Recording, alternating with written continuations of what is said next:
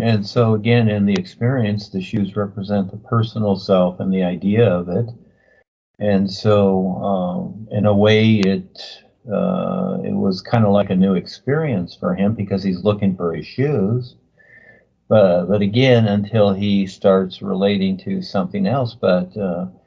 And also this lady is like a helpful guide to him. And so, yeah, we've all had many experiences that we don't recognize at the time, and it takes many years. And here you're telling me it's 20 years later. Yes, well, I've experienced that too. So have others, where you have an experience, then it's many years later, and it's that simple. See, because that's his real awareness, and they were preparing him. He was being prepared, like all of us, for what is happening now. And yes, the shoes represent the personal self.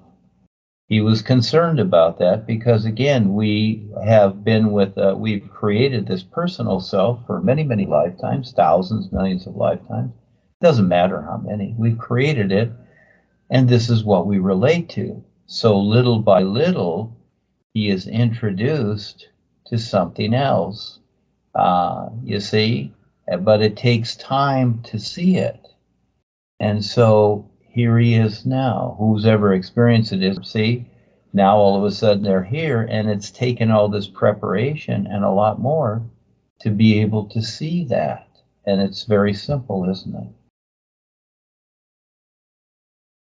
Now, basically, when the peacock is shown, you look at how the peacock walks around and then opens up its feathers, right? Really big. Yeah, like a big butterfly. You've seen this, right? They'll walk around and then they'll open up their feathers. It's a big fan, you know. The peacock struts around, in other words, walks around, but kind of struts, you know, kind of like the king and queen of England with all their medals and their fancy crown and their bracelets and necklaces and gowns and all this stuff, how they walk around to let everybody see them and how special they are. You see? They are peacocks. Okay? They are thinking that they are very special. So the boy is following the peacock, you know, thinking it's very special. But is it? And then he thinking that, so he wants to eat it. In other words, he wants it to be part of him because it's attitude. And then someone comes along and says, no, you don't want to eat that bird. You don't want to think of yourself as special, you know, in that way.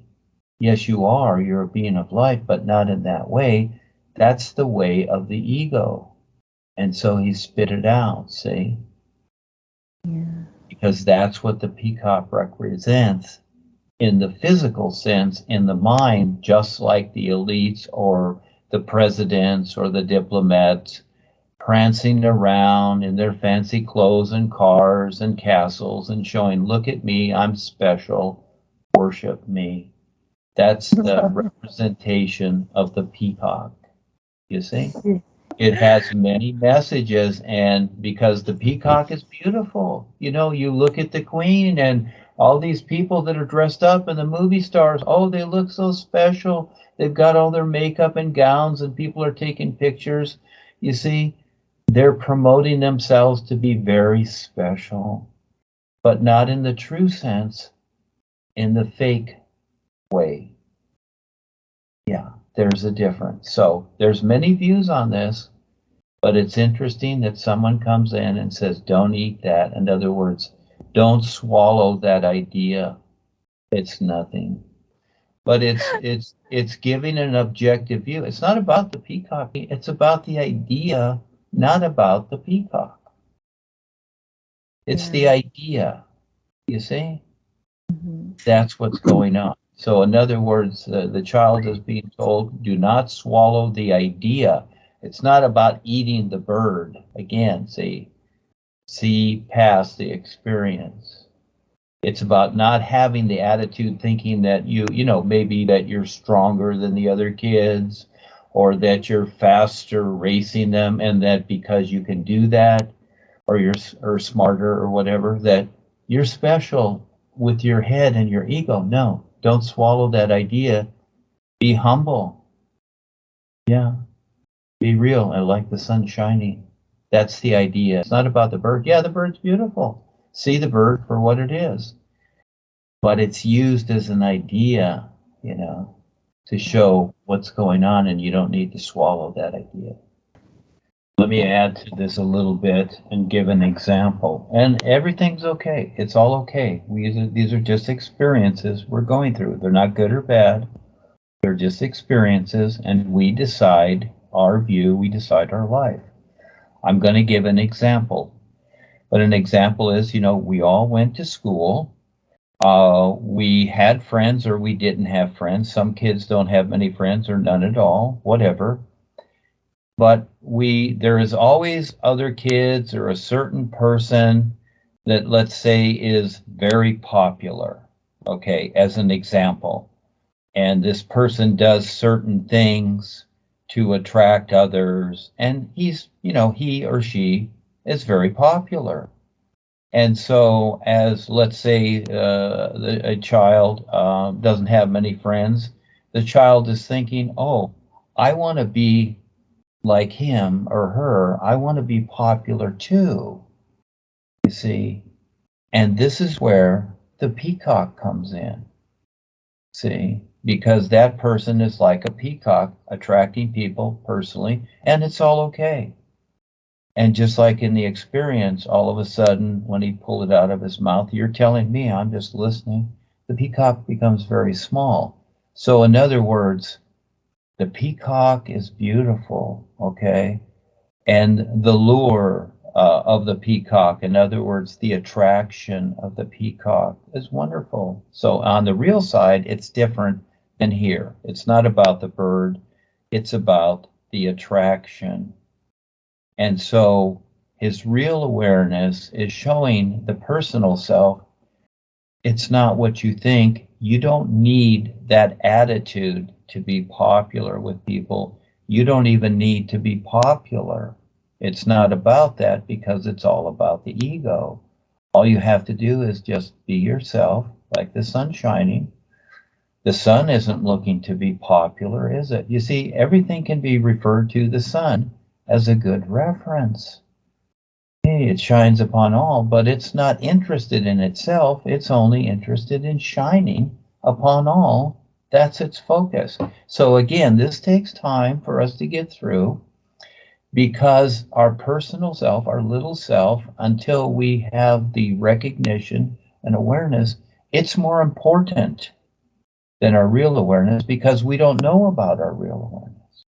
We don't know what that is. We're just thinking that we're a body and a mind. But through the real side, we start to get objective views that no, we are not this body and mind. We are not these attitudes. They just hold us back and keep us confused from seeing, you know, being able to see and recognize the real awareness. And that's what the deceptors do every day. They keep people confused so they don't focus on something as real as their real awareness. So there's no focus there. It's all about confusion, keeping people confused. And we've discussed confusion before, right? How we can be confused. And yes, it's all funny. But again, yeah, and especially in school, because it's hard, because it's all about kids wanting friends or being accepted or being liked, etc. And it's hard going through there. I was there. That's why I quit in the 11th grade. It's like, this is nuts. I'd rather go surfing. I'd rather go to the beach and go surfing. I don't want to go to school. I already learned to read and write. Anyhow, that was me, but just giving an example. Yeah, see, everything that we're experiencing, and it takes a while, because we go through the good and bad, that we feel good, we feel sad, we go through the tears, the hurt, the pain. It's all to get us to focus, to learn to see our intent. What is our intent? Where is that intent placed? Because that's the real you. And to learn to focus and recognize what's real. Keep it simple. That's what it's all about. And so that's like recognizing why the sun is shining.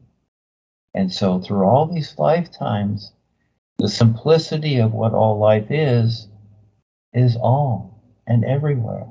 Yeah, it's so cool. But in the meantime, we focus on all these little things, which is okay because it takes time to figure out and to see and to compare so that we can recognize, you see? So simply going through the process.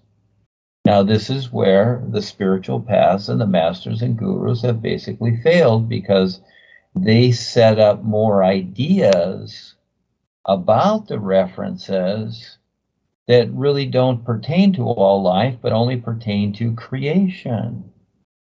And we're not doing that. That's not the idea. We're going through the process to recognize what is real. And it's not about an authority or an absolute anything. It's an endless isness, which is so cool with no authority. Because we already is it.